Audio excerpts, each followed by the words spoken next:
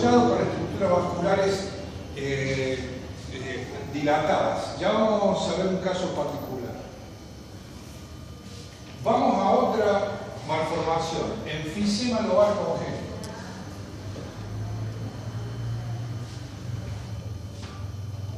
Y está lindo, ¿cierto? Es bastante banal el tema, pero bueno, chicos, hay que estudiar, hay que saber un poco de esto. El enfisema lobar congénito es otra malformación que podemos encontrar en la vía hereditaria. ¿Qué hay? Una sobredistensión del lóbulo pulmonar que puede causar compresión de los lóbulos vecinos o estructuras mediastinales. No hay relación con destrucción de las paredes alveolares o zonas de enfisema en el pulmón afectado. ¿Qué quiere decir esto? Que el pulmón, el parénquima pulmonar es normal, a diferencia del enfisema adquirido. El enfisema lobar congénito generalmente está dado por una alteración en la vía aérea vital, como dije anteriormente, la atresia traqueal, distintos tipos de atresia pueden llevar o asociarse a otras malformaciones. El enfisema lobar congénito está generalmente relacionado con la atresia, con grado de atresia bronquial, donde hay desde el punto de vista fisiopatológico, donde hay una entrada de aire, pero una dificultad en la salida. Entonces hay un efecto valvular. O sea, entra el aire, no sale y por eso se forma el enfisema lobar. Una de las causas, además de los grados de atresia, o mejor dicho, por ahí la atresia está relacionada con una deficiencia en los cartílagos. Puede haber alvéolos supernumerarios, pero no hay alteraciones, no hay patología alveolar. Normalmente lo que más frecuente se afecta es el lóbulo superior izquierdo por este tipo de patología. ¿Qué podemos llegar a encontrar? Dificultad respiratoria, o inclusive pueden ser asintomáticos. ¿Qué vemos? Un patrón de enfisema con una hiperaireación. Lo único que vamos a ver es una hiperaireación del pulmón afectado o del lóbulo afectado, y obviamente secundariamente a eso el desplazamiento de las estructuras mediastinales contralaterales con la compresión sobre el mediastino normal.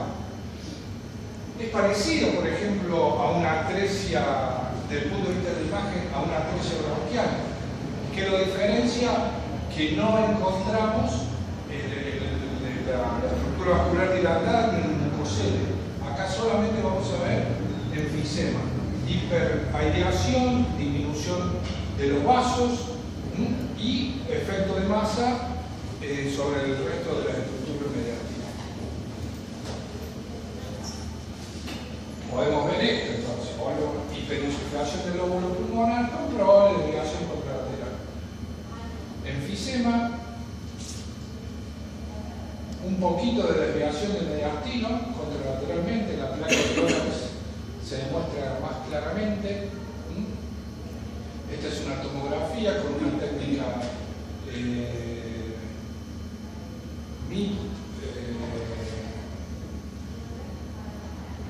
no sé si la tengo bien, no sé qué técnica es, pero claramente el parénquima normal y el parénquima hiperinsuflado. Enfisema lobar congénito.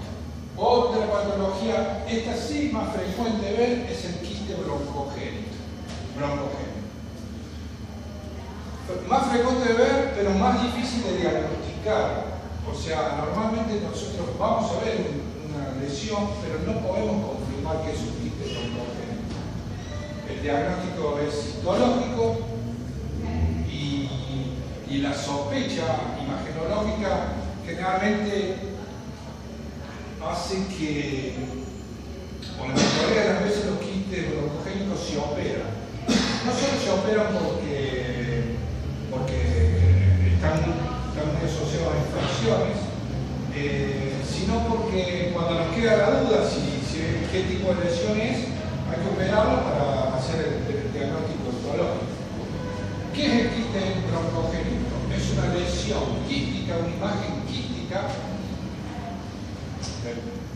O sea, desde el punto de vista de la imagen ya vamos a ver que no solamente siempre se comporta como un quiste aéreo, que tiene un tamaño variable que lo podemos ver dentro del mediastino o también en otro lado, en menos frecuencia en el parénquima pulmonar, en el cuello, en el pericardio o inclusive en la cavidad abdominal.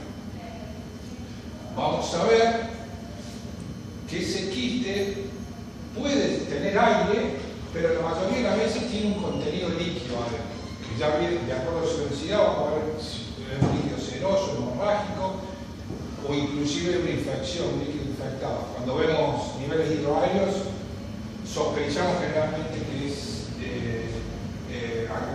alguna infección.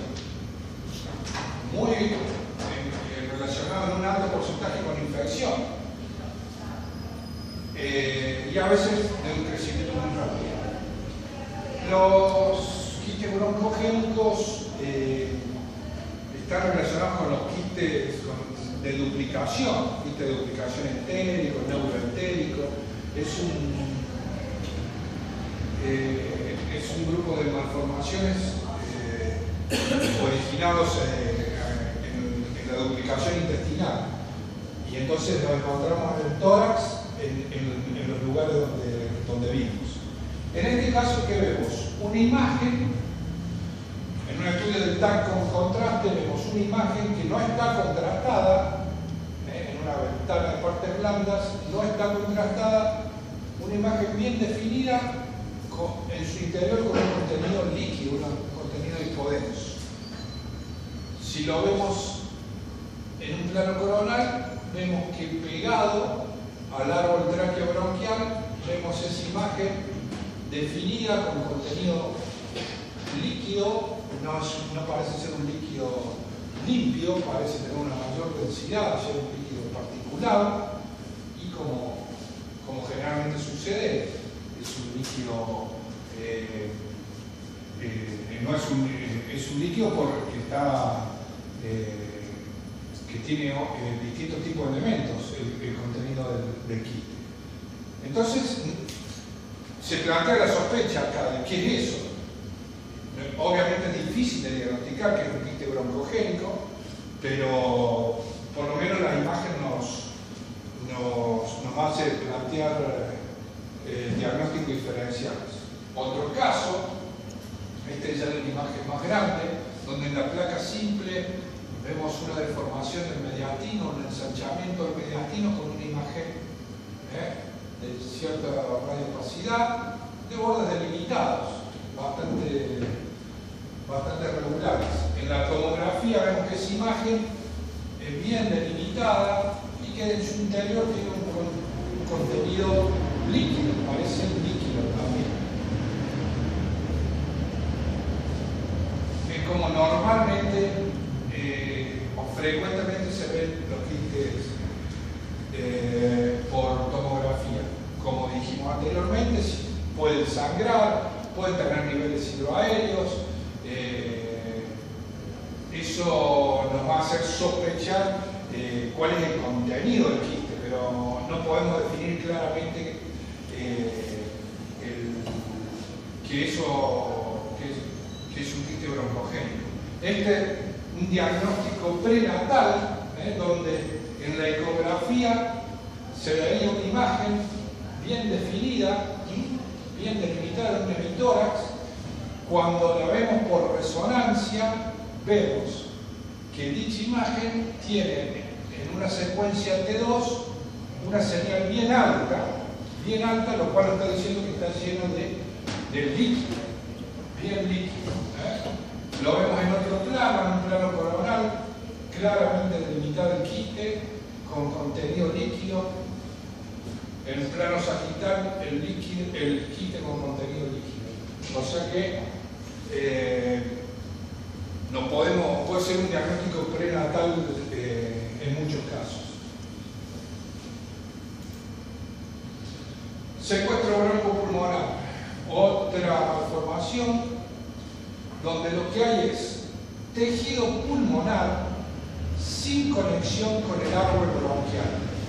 Ese es el dato clave. Hay tejido pulmonar que no está conectado con el árbol bronquial.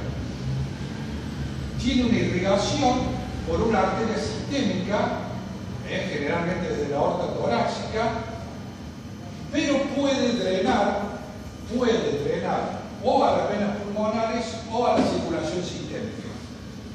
Acá, este dato y otro dato relacionado con la pleura, que si está revestido por pleura visceral del pulmón adyacente, nos habla de un secuestro lobar, de un secuestro broncopulmonar intralobar. O sea, el intralobar tiene pleura visceral del mismo pulmón. Hay un tejido pulmonar que no está relacionado con el árbol bronquial, irrigación arterial sistémica, pero el drenaje generalmente es a las venas pulmonares. A diferencia del secuestro extralobar, que el tejido pulmonar no conectado tiene su propia pleura visceral, o sea, está bastante más localizado y por fuera del pulmón remanente y generalmente tiene un drenaje venoso sistémico. Esas son las diferencias entre un secuestro intralobar y un extralobar. Desde el punto de vista clínico son bastante parecidas a la clínica y desde el punto de vista terapéutico varía, porque en este caso se hace una segmentectomía del parénquima pulmonar afectado y en el extralobar se hace la resección total del secuestro pulmonar. Se saca todo el secuestro pulmonar y anda, en este caso, mejor. ¿Por qué? Porque normalmente no están conectados, es un parénquima un parénquima pulmonar sin función. El problema es que de esta patología, sobre todo en el intralobar, es que se asocia mucho con infecciones. Se asocia con infecciones. Bueno, habíamos dicho tratamiento quirúrgico y hay cierto riesgo de transformación maligna. Las diferencias, entonces, el intralobar tiene pleura del pulmón, el extra pleura propia. El intralobar se da más en adolescentes y adultos, el extralobar en infancia. Infecciones frecuentes en el intralobar, como dijimos acá, poco frecuentes, unilateral la deposición. Esta otra característica que es mucho más frecuente en intralobar, mucho más frecuente, y como dijimos, la irrigación es por una arteria sistémica y el drenaje a una vena pulmonar. En cambio, acá en el extralobar, la irrigación y drenaje es a vena sistémica, aislado no solo de la vía aérea, sino de la vasculatura pulmonar. Como lo vemos, como masas bien circunscritas que pueden tener contenido líquido, aire o hipotensidad, cuando se infectan, y el extralobar normalmente son masas más homogéneas, porque como tienen una exclusión casi total, son más homogéneas. Acá claramente vemos una masa de densidad de partes blandas, o sea, vendría a ser el pulmón con falta no expandido, y lo que tenemos que buscar con estudios angiográficos, la tomografía con contraste muchas veces nos ayuda en el diagnóstico, es los detalles vasculares para tratar de definir su irrigación irrigación o el drenaje venoso. En este caso vemos que desde la arteria aorta, ya casi en la unión tóraco-abdominal, sale una estructura vascular, tiene una irrigación arterial hacia la imagen de partes blandas.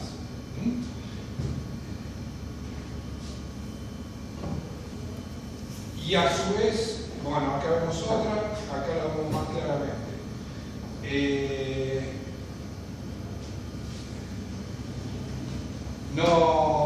En este caso, ¿cuál es el diagnóstico preciso? Se hace con estudios angiográficos. Estudios angiográficos, en general la geografía digital, donde uno puede ver en forma dinámica la irrigación y el drenaje venoso.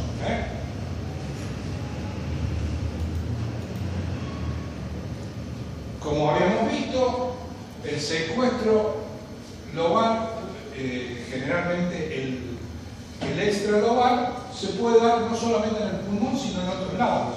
Podemos encontrar un secuestro a nivel subfrénico, como en este caso lo de la literatura, a nivel infradiafragmático, se ve una formación de partes blandas, una masa que no tiene qué hacer en ese lugar. Solamente diagnosticamos eso. Una masa en un lugar a nivel subfrénico. Obviamente con esto no podemos hacer ningún diagnóstico preciso, pero angiográficamente después se demostró que era un secuestro lobar. Esto como para demostrar que pueden aparecer en otros lados, no solamente pulmonares. Malformación adenomatoidea quística, que ya hoy desde el punto de vista de la clasificación ya no está en duda que se llame así. Hay una otra clasificación que vamos a ver. ¿Qué pasa en la malformación adenomatoidea? Hay una proliferación amartomatosa de bronquios terminales y el tejido pulmonar primitivo, que lleva a la formación de quistes que tienen comunicación con el árbol tráqueo-bronquial. Habitualmente hay solamente un lóbulo afectado. La mayoría de las malformaciones son pequeñas y pueden ser asintomáticas. Si son muy grandes, pueden llevar a una insuficiencia respiratoria. Terapéuticamente, la mayoría de las veces se trata de hacer resección de la zona afectada por el riesgo de infección agregada, sobreagregada. Esta es una nueva clasificación, ya no se dice más malformación adenomatoidea quística, sino malformación congénita de vías aéreas pulmonares, donde Stoker, que fue quien había hecho la clasificación de malformación en grado 1, 2 y 3, como ya vamos a ver, ahora lo diferencia en 4 tipos dentro de esta patología. La tipo 1 no la vemos porque es incompatible con la vida. La tipo 0, perdón. La tipo 1 normalmente lo que se ve es un quiste único o múltiples que tienen más de 2 centímetros, que se originan en el bronquio o en el bronquiolo. Ya no es más un diagnóstico histológico como era anteriormente, sino que es un diagnóstico desde el punto de vista histológico donde se ve una displasia, anteriormente se veía un tejido adenomatoideo y eso era lo que le daba el nombre. Ahora, desde el punto de vista histológico, se ve una displasia y que de acuerdo al tamaño y la ubicación se diferencian estos tipos. El tipo 1, quiste de más de 2, el tipo 2, menos de 2 centímetros de diámetro, generalmente bronquielos transmitales, y el tipo 3 ya es una lesión más sólida. Esa es otra de las características que antiguamente se creía que eran todos quistes y ahora se ve que también hay lesiones sólidas asociadas a algunos quistes. numerosos quistes de origen acinar, el tipo 4, quistes pequeños localizados en los acinos. Vamos a ver algunas imágenes. El tipo 1 era donde se veía quistes grandes, mayores de 2 centímetros. Acá vemos un gran quiste desde el punto de vista radiológico, entonces podemos llegar a encontrar un quiste de tamaño importante, normalmente en el lóbulo inferior. Pero obviamente que la radiología nos acerca al diagnóstico. En una tomografía ya vamos a ver más claramente una imagen quística, quiste con paredes finas. Puede tener nivel hidroaéreo por sobreinfección, pero el tipo 1 es un quiste de paredes finas. El quiste 2, el tipo 2, hay quistes ya más chiquitos, menores de 2 centímetros, menores de 2 centímetros, y que desde el punto de vista tomográfico vamos a ver quistes más chiquitos pero juntos, varios quistes juntos de paredes finas, cavidades aéreas, imágenes quísticas aéreas de paredes finas. Acá vemos una imagen de resonancia donde se ven varias imágenes agrupadas. La radiología no es muy precisa. El tipo 3, sólidas. Ya van a ver masas sólidas. Ven una masa sólida en el tórax izquierdo. Y entonces, como dije anteriormente,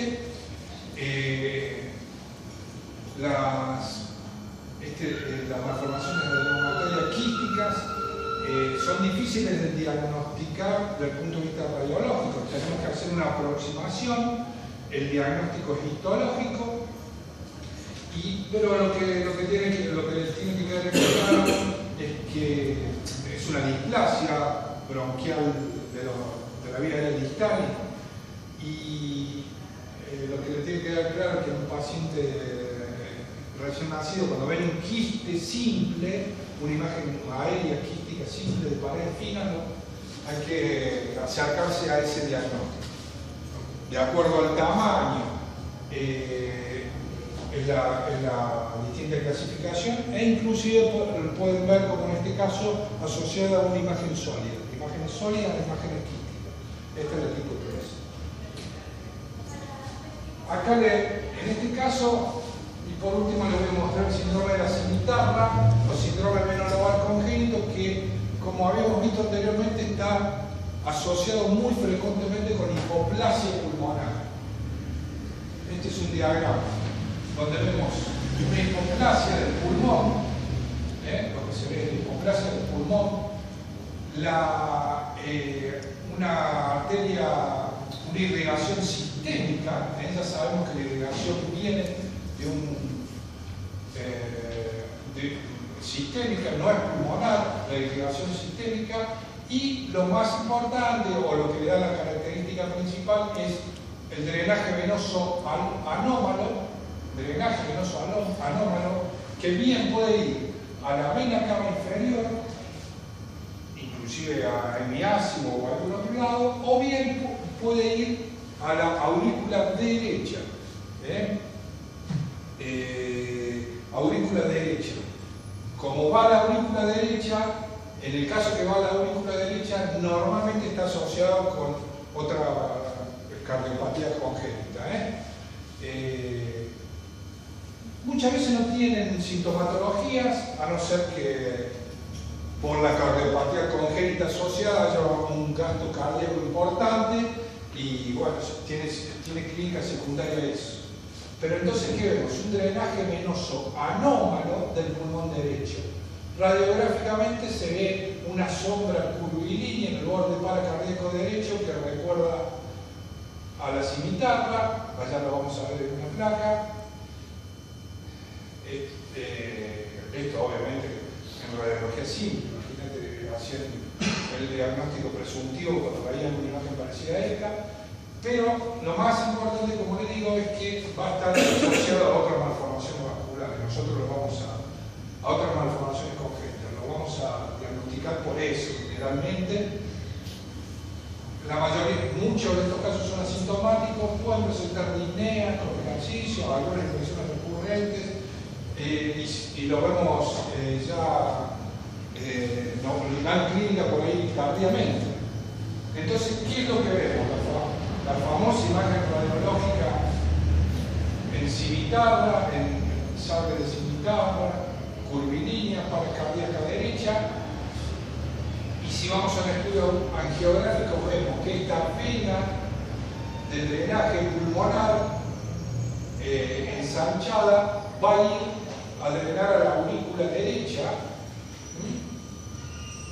Acá está una imagen de resonancia multiplanar, donde podemos ver las cavidades cardíacas y vemos cómo drena a la aurícula derecha. Obviamente con su trastorno vascular se va a asociar a un pulmón hipoplásico. Esa es la imagen característica del síndrome veno-lobar, que se asocia muy frecuentemente a la hipoplasia pulmonar.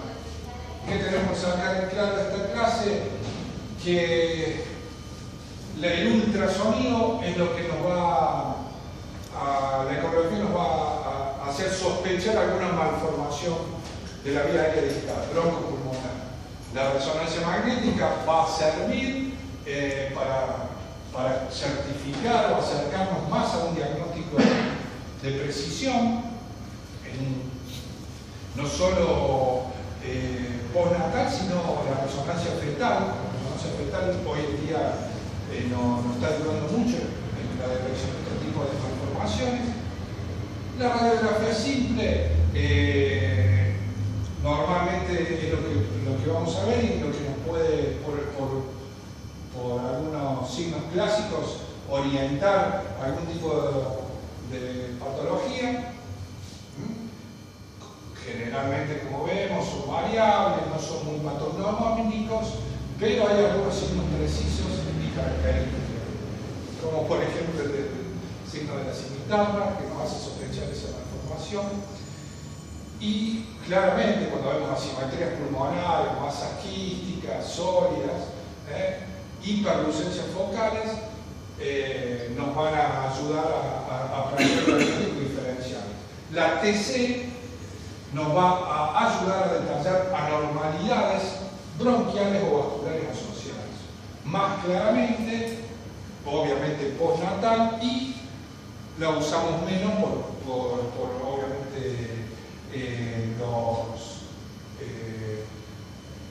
no es el método de elección en esta edad, y porque no colabora el paciente y por la exposición elevada a los rayos, no es el método más preciso. Pero cuando queremos confirmar sobre todo patología o alteraciones bronquiales o vasculares con contraste, la TC nos aporta mucha información. Bueno, muy bien chicos, esto es todo de malformación